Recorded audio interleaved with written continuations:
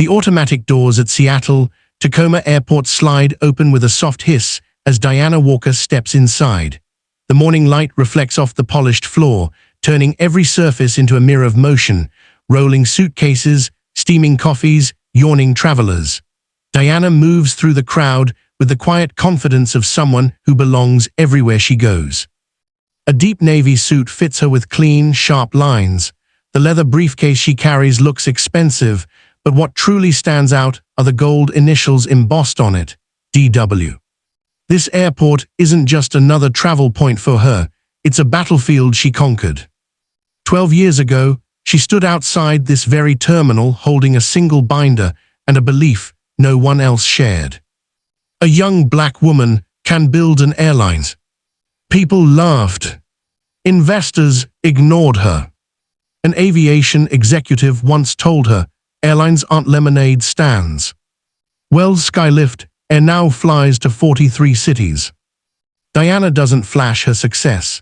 She believes real power doesn't need to shout, which is why, instead of taking the priority CEO boarding process, she chooses to travel like a regular passenger to see what real customers experience. On her way to security, she notices an elderly man squinting at the flight display board. "Sir, are you looking for something?" Diana asks. "Yes, dear, my eyes aren't what they used to be. C15, but these signs are confusing." She personally escorts him to his terminal. No assistance, no entourage. "That's very kind of you," the man says. "We're in the business of taking people places," she replies. "Kindness should be the first destination." Walking back toward her own gate, she spots Carlos, one of the janitorial employees, wiping down a handrail. "Morning, Carlos. How was Maria's graduation?" Carlos brightens. She ranked top of her class, full scholarship. Diana smiles. "Tell her I'm proud of her, that girl's going far." SkyLift isn't built on planes, it's built on people. But even the strongest leaders can't control the hatred festering in strangers. At gate A5, a woman in expensive heels storms past the line, waving a first-class ticket like a sword. "Excuse me, first class should board before these people. Do you know who I am?" Her name, Patricia Harris. Her ego, larger than her designer tote bag. Diana notices her. She doesn't know it yet, but this is the woman who will ignite a storm. Patricia doesn't know who Diana is. She doesn't know that the woman she's about to insult owns the airline. But she's about to find out. Continuation, Patricia's arrogance begins. Diana reaches gate A5 just as boarding announcements start echoing through the terminal. A flight attendant scans boarding passes with practiced rhythm, greeting each passenger with a smile.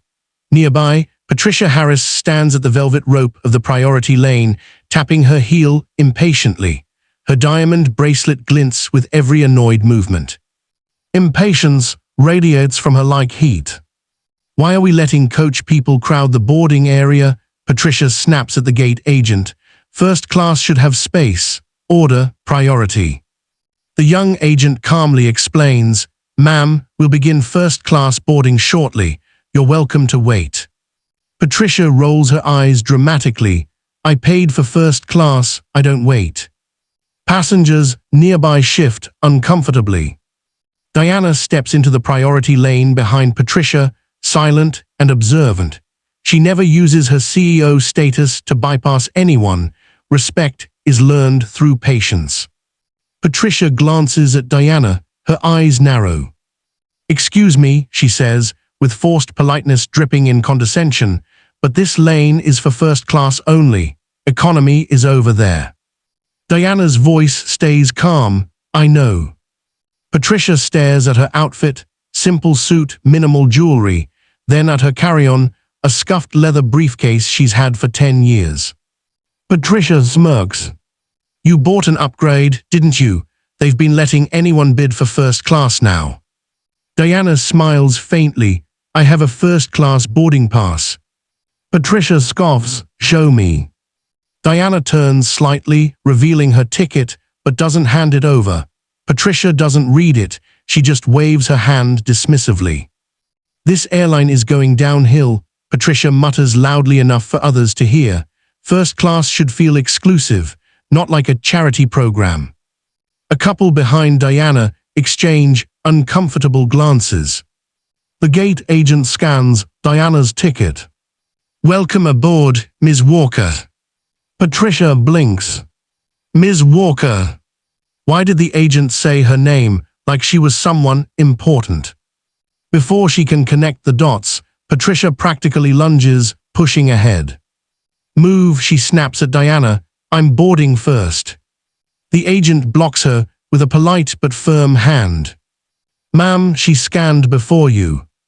Patricia's face twists into disbelief. She's a passenger, I'm first class, I should not have to stand behind someone like. She stops herself, but the damage is done.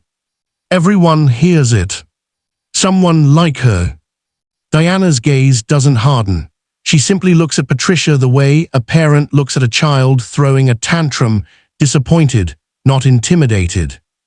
"Have a good flight," Diana says quietly, stepping aside. Patricia barrels past into the jet bridge, heels clicking like angry metronomes.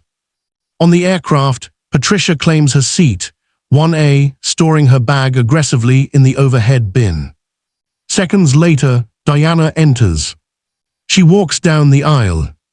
1A. 1B. Her seat. 1B right beside Patricia.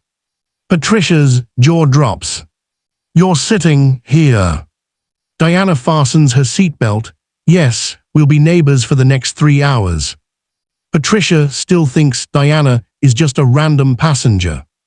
But during the flight, she's going to say something unforgivable. And that's when her world will shatter. The aircraft hums, gliding smoothly above the clouds. Soft cabin lighting creates a warm glow over the first-class cabin. Champagne flutes clink. A relaxed atmosphere settles in. Everyone seems at peace. Except Patricia. She presses the call button for the 4th time in 10 minutes. A flight attendant approaches with controlled politeness. "Ma'am, how can I assist you?" Patricia gestures sharply toward her empty glass. "Refill, and be quick about it." "Yes, of course." When the attendant leaves, Patricia leans toward Diana as if expecting agreement. "You know," she whispers, voice dripping superiority, "first-class service used to mean something. Now they're hiring anyone." Diana calmly opens her laptop. Patricia stares at the SkyLift logo on the screen, a winged symbol, without noticing what it means. "You work for them?" Patricia asks. "You could say that." Patricia scoffs. Figures, airline employees flying first class is absurd. These seats should be reserved for paying customers or people with actual status. Diana types without looking at her. What qualifies as actual status? Patricia smirks. Money, power, influence. Diana raises an eyebrow. Interesting. Besides, Patricia continues, lowering her voice, "No offense, but I assume your support staff. Assistant, translator, something like that." Translator. Diana almost laughs. Patricia keeps going, totally unaware she's digging her own grave. "People like you should be grateful for opportunities. First class isn't for." She gestures vaguely at Diana's skin, her curls, her simple outfit. Diana looks up, her tone soft but razor-sharp. "First class isn't for what exactly?" Patricia freezes, suddenly cautious. "You know what I mean."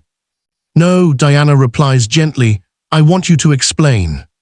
Patricia stammers, eyes darting away. "Well, someone of your background." Silence floods the cabin. A businessman in seat 2A turns to look, frowning. Diana closes her laptop slowly.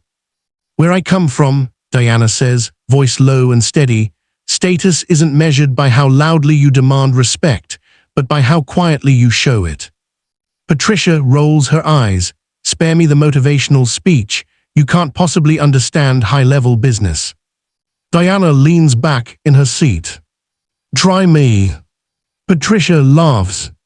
A piercing, mocking laugh.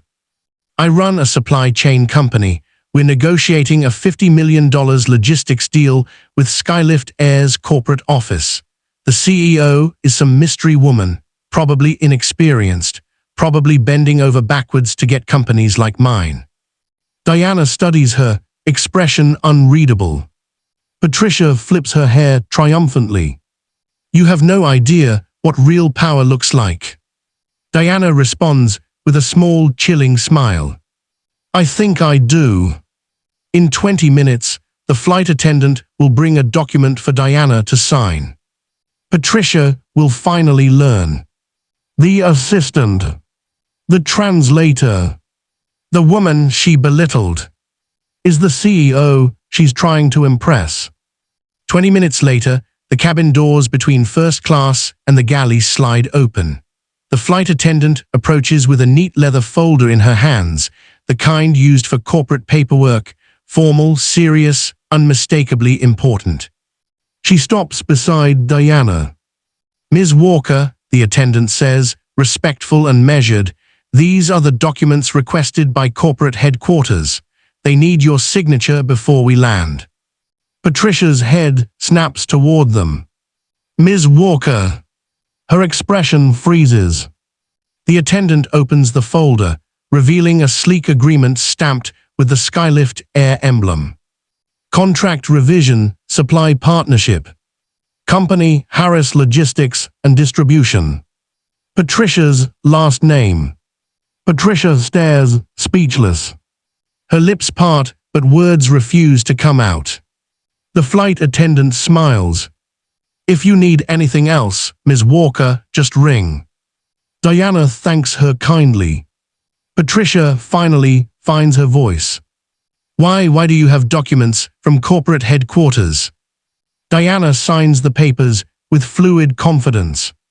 I thought you worked in operations, Patricia stammers. Diana places the pen down gently. I do work in operations. Patricia exhales in shaky relief. Diana finishes her sentence. I operate the whole company. Patricia blinks. What does that even mean? Diana closes the folder slowly. I'm the CEO of SkyLift Air. The words hit harder than turbulence. The businessman in 2A chokes on his drink. A woman across the aisle whispers, damn. Patricia's face drains of color. No, that can't be. The CEO is someone named Diana Walker, she confirms. Patricia's brain races. Her eyes jump from the documents to Diana's laptop, to the initials on her briefcase. DW. She misread everything. Patricia Harris, Diana continues, voice steady, from Harris Logistics, partner proposal for a $50 million expansion contract. Patricia nods quickly, desperate. Yes, exactly. I'm here to finalize the deal. We've been emailing with your board. Diana tilts her head. I've reviewed your company. Your numbers are strong, but leadership matters just as much as logistics. Patricia swallows. Diana's voice becomes calm, surgical. And I don't partner with companies led by people who treat others as less than them. Patricia's hands tremble. Ms. Walker, that was a misunderstanding. I didn't know. That's the problem, Diana cuts in. You only showed respect when you thought someone had power. Patricia starts to panic. Please, I can fix this. Give me another chance. Diana signs the final page. Done. Patricia gasps with hope. So the deal. Diana closes the folder and hands it to the attendant. Terminate the partnership and notify legal. Harris Logistics is no longer in consideration. Patricia collapses back into her seat, stunned. You can't do that, $50 million. Diana looks out the window, voice cool and absolute. Respect is priceless. Your company can afford losses. I refuse to partner with arrogance. Patricia just lost $50 million. But the story isn't over. There's one more twist coming. The public humiliation after landing. The wheels touch down on the runway with a soft thud. The plane slows, flight attendants make landing announcements, and passengers unbuckle, eager to rush into the world outside. Everyone stands. Everyone except Patricia. She remains frozen in seat 1A, staring into nothing, like her life just derailed at 500 mph. Diana stands and retrieves her briefcase from the overhead bin. The gold initials DW catch the cabin lights. Patricia finally breaks her silence. "Ms. Walker, please, don't leave things like this." Her voice is low, desperate, stripped of arrogance. Diana looks at her with quiet strength. "There's nothing left to discuss." Patricia's voice cracks. "You don't understand, this deal was everything. My board and my employees, they're counting on me." Diana pauses. "I'm not punishing your employees, I'm holding you accountable." Patricia swallows hard. "But you're ruining everything because of one misunderstanding." Diana takes a step closer. "No, I'm ending a partnership because your character only appears when you think someone is watching." Before Patricia can respond, the flight attendant approaches. "There are media and corporate teams waiting outside, Ms. Walker. They're ready for your statement." Patricia blinks. Corporate media. She suddenly realizes where they landed. SkyLift Air Headquarters, Seattle. Diana nods appreciatively to the flight attendant and steps into the jet bridge. Patricia rushes after her. They enter the terminal. Employees wearing SkyLift Air badges line the hallway, clapping and cheering. "Welcome home, Ms. Walker." Camera flashes fire, reporters crowd forward. Patricia covers her face, overwhelmed. One reporter shouts, "Ms. Walker, can you confirm the cancellation of the Harris Logistics contract?" Patricia's panic spikes. "You told the press." Diana turns to the reporters with professional calm. "Yes, SkyLift Air refuses to partner with companies whose leadership lacks integrity and respect." The reporters scribble notes, cameras flash brighter. Patricia grabs Diana's arm, her voice cracking. "Please don't say that publicly, my reputation." Diana gently removes her hand. "You didn't care about the feelings of the elderly man you shoved at the gate, or the attendants you disrespected, or me when you thought I was beneath you." Patricia's eyes fill with tears. "For what it's worth," she whispers, "I'm sorry." Diana nods.